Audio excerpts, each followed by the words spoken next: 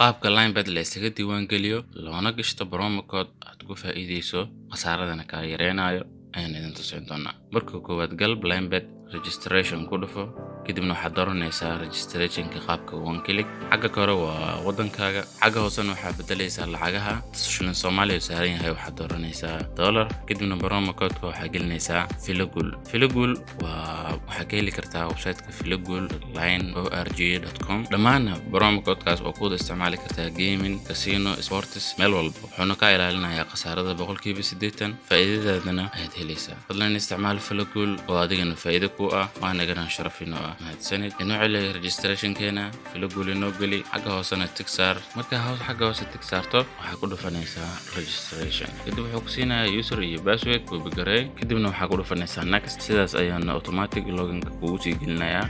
saas ayaana kugu samaysmay promo code-ka filagul.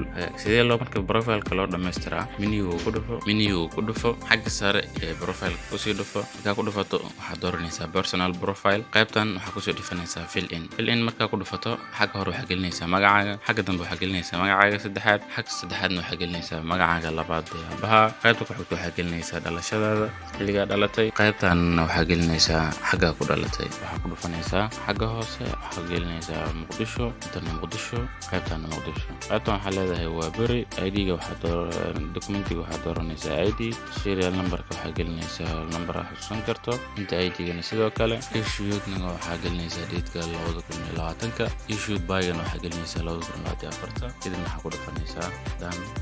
sidaas ayuuna kugu buuxsamay profile-kaaga. haddana waa isticmaali kartaa linebet-kaaga. mahadsanid.